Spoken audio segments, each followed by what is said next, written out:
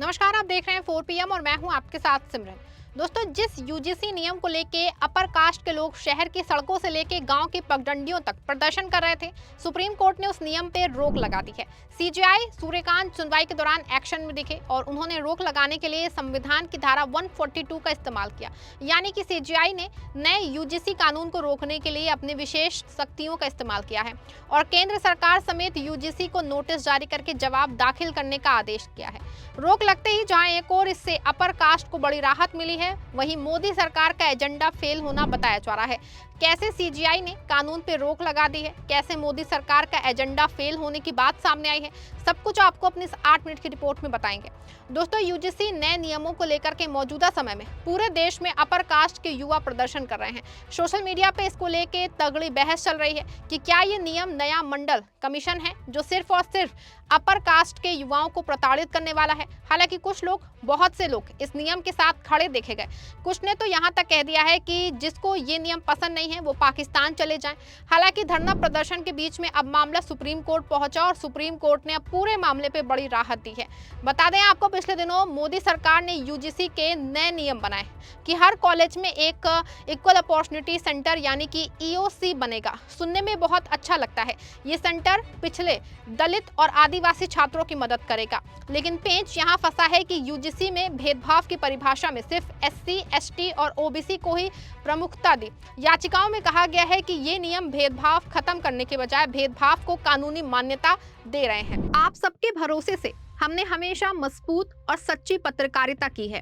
Channel को आप सबने सब्सक्राइब तो कर ही रखा है, हमारे चैनल को ज्वाइन भी कीजिए।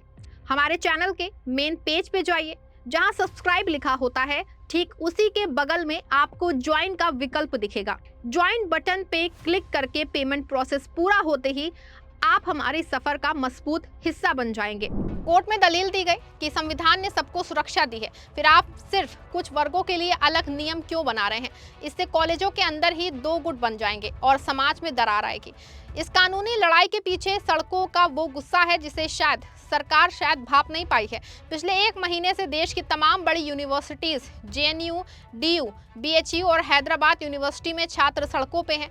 छात्र संगठन इसे नया मंडल कमीशन कह रहे हैं। आपको याद दिला दें कि 1990 का वो मंडल आंदोलन जिसने देश की राजनीति बदल दी थी। आज के युवा छात्रों का ये कहना है कि ये नए नियम कॉलेजों को जाति का अखाड़ा बना देंगे। छात्रों का ये बड़ा वर्ग इस बात से डरा हुआ है कि नए नियमों के आने के बाद हॉस्टलों में अलग अलग गुट बन जाएंगे, खाने की टेबल अलग हो जाएगी और दोस्ती से पहले जाति पूछी जाएगी। कोर्ट में जब सुनवाई शुरू हुई तो याचिकाकर्ताओं के वकील ने एक बहुत कड़क बात कही।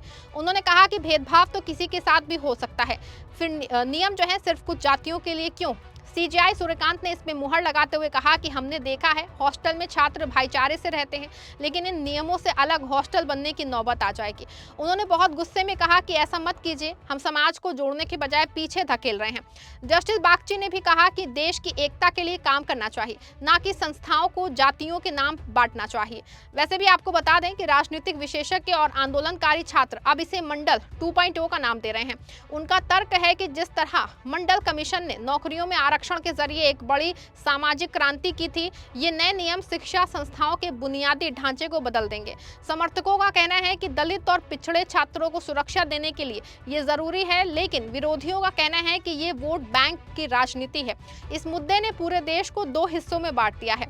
एक तरफ वो हैं जो कहते हैं कि भेदभाव मिटाने के लिए विशेष नियम चाहिए, दूसरी तरफ वो जो कहते हैं कि शिक्षा में सिर्फ छात्र होना चाहिए, जाति नहीं। बता दें आपको, यूजीसी की दलील है कि आज भी कई कॉलेजों में वंचित वर्ग के छात्रों को मानसिक प्रताड़ना झेलनी पड़ती है। इसी को रोकने के लिए इक्विटी स्क्वॉश बनाने की बात कही गई थी। नियम तो ये भी था कि अगर कोई कॉलेज भेदभाव नहीं रोकता तो इसकी मान्यता रद्द हो सकती है या उनकी ग्रांट रोकी जा सकती है। सरकार का इरादा शायद सुरक्षा देने का था, लेकिन तरीका इतना विवादित हो गया कि सुप्रीम कोर्ट को कहना पड़ा कि हम सरकार से जवाब लेंगे। इसमें कोई एक्सपर्ट कमेटी भी बनाई जा सकती है।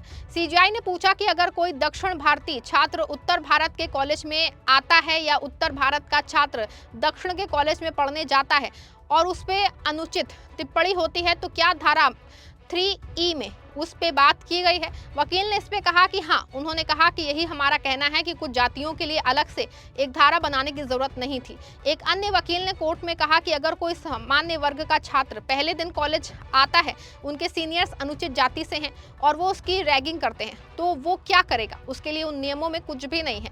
उल्टा अगर रैगिंग करने वाले ही उसके खिलाफ नए नियमों के तहत भेदभाव का आरोप लगा देते हैं तो उसका जीवन बर्बाद हो जाएगा। सीजेआई ने ये सुनने के बाद पूछा कि क्या नियमों में रैगिंग को शामिल किया गया है, तो वकील ने कहा कि नहीं, इसमें शामिल नहीं है।